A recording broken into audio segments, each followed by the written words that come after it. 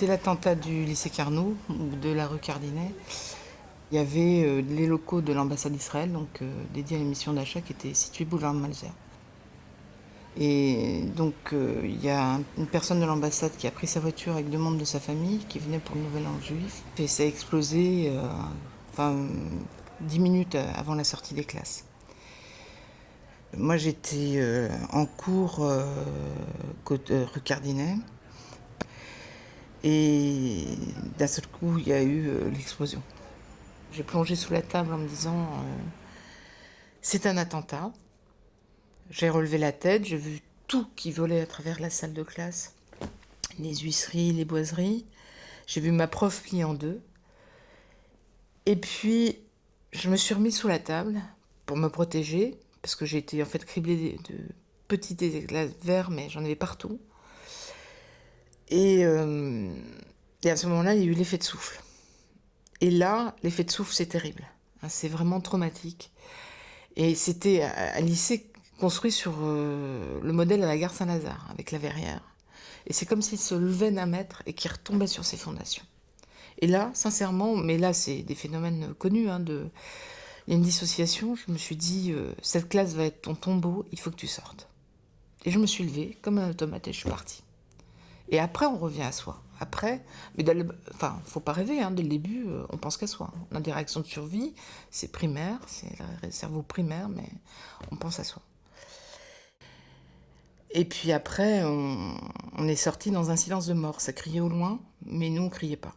C'est des zombies qui sont sortis de la salle. C'est-à-dire, on s'est tous levés. Moi, j'étais au fond de la salle. J'étais la deuxième à franchir la porte. Je suis partie en flèche. Et à un moment, j'ai senti quelque chose de chaud. J'ai pas compris ce que c'était. Et je suis allée vers cette source de chaleur. Et en fait, je me suis rendu compte que je saignais. Donc, je suis allée automatiquement à l'infirmerie me faire soigner. Et l'infirmerie était juste derrière moi, à la salle de classe. Et là, j'ai découvert un spectacle de guerre, quoi, une infirmerie dévastée. Et là, j'ai compris vraiment c'était extrêmement violent et j'ai commencé à courir.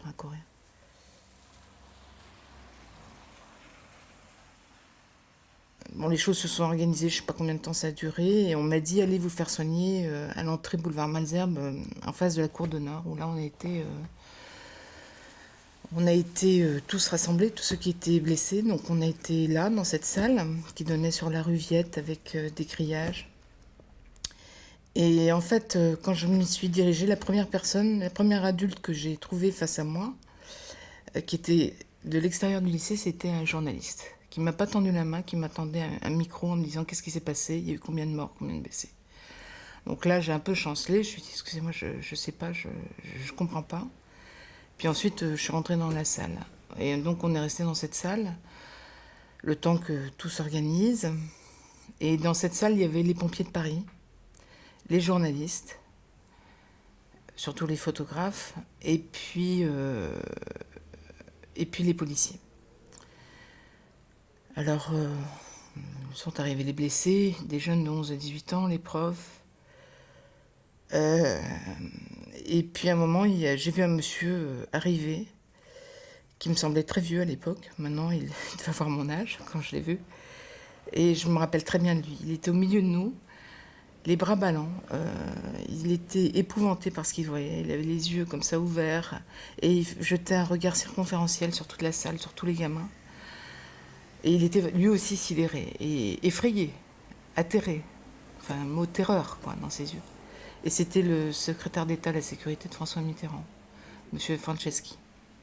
À ce moment-là, quand il était là, les photographes ont commencé à le prendre en photo.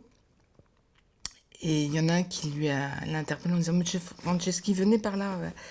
Et pour se mettre à côté du plus blessé, celui où il y avait le plus de sang, de l'élève le plus blessé, un petit, qui était tout ensanglanté. Et venez là, monsieur Franceschi, à côté du petit. Et petit, tu peux pas faire la grimace, s'il te plaît, pour la photo. Alors là, j'avais déjà demandé à la police plusieurs fois de les faire sortir, parce que j'étais plus âgée. Et bougeaient pas. Enfin, je veux dire, les policiers qui étaient là s'en fichaient. Ils n'avaient pas d'empathie. Et bon, nous protéger des photos, c'était pas leur préoccupation. Et donc, je me suis tournée vers les pompiers de Paris. que j'ai en adoration, hein, que je remercie à chaque fois que je les vois, même s'ils sont beaucoup plus âgés maintenant, enfin, c'est plus les mêmes. Et c'est les pompiers de Paris qui les ont fait sortir. Et après, ils sont sortis du lycée, donc ils sont allés se grimper sur les fenêtres Viettes pour nous filmer encore comme des bêtes, voilà, comme des bestiaux. Ma mère a entendu l'explosion porte Champéret, a eu ce pressentiment, il s'est passé quelque chose, un de mes enfants a été blessé. Elle est revenue chez elle, elle a mis la radio, parce qu'à l'époque, il n'y avait pas les portables, rien de tout ça. Elle a entendu, elle est venue au lycée, et en fait, je ne sais pas comment elle s'est débrouillée, mais elle a réussi à passer le cordon de police en baratinant que j'étais allergique à je ne sais pas quoi, et elle a été le seul parent à venir devant la salle, enfin là où on était soignés. Donc elle nous a vus et elle était complètement perdue. En nous voyant comme ça, elle m'a vue, elle a vu que j'allais bien, mais elle regardait tout. Et en sortant, ça tournait, elle titubait, et les policiers lui ont demandé Madame, dites-leur qu'ils vont bien, qu'il n'y a pas de blessés graves. Parce que les parents ne savaient pas. Bon, à l'époque, c'était comme ça. Et à l'époque aussi, c'était 37 ans après la fin de la Seconde Guerre mondiale. Faut pas l'oublier, hein, c'est à peu près la distance qui nous sépare des premiers attentats.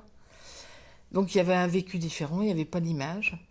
Et quant à mes parents, mon père l'a su en rentrant, on l'a appelé au téléphone en lui disant ce qui se passait. Donc il est venu me chercher, il est venu au lycée Carnot, il savait pas où j'étais, quoi. Il est venu voir ce qui se passait. Et là, je sais que mes deux parents m'ont récupéré pour rentrer à la maison, mais il avait beaucoup de mal à réaliser ce qui m'était arrivé.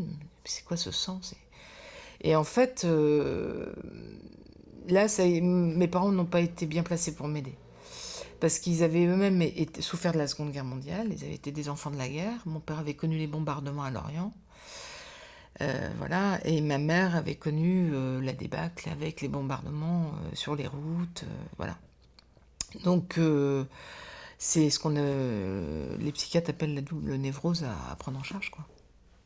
Et ça, donc c'est pour ça que je dis que l'entourage, il y a toujours une histoire. Enfin, il n'y a pas une victime d'attentat. Il y a des victimes, c'est comme les malades. Il n'y a pas une maladie, il y a des malades qui ont une maladie. Mais chaque malade a son histoire particulière. Et une victime a son histoire. Je dois dire que tant que ma vie a été balisée par mes études, ça a été. Et en fait, le détonateur, c'est venu d'une image, en fait.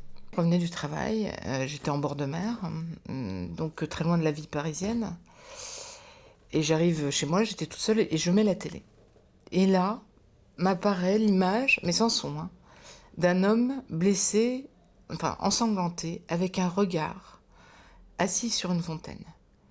Et à ce moment-là, j'ai crié, il y a un attentat, il y a eu un attentat, il y a eu un attentat.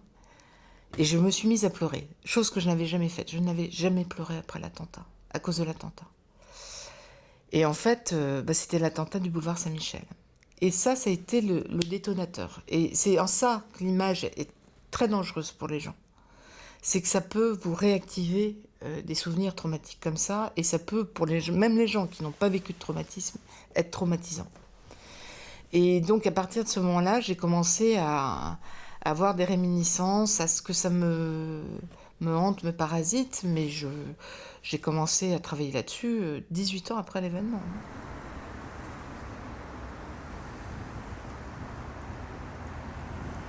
J'ai revécu mon attentat à travers l'hypercachère.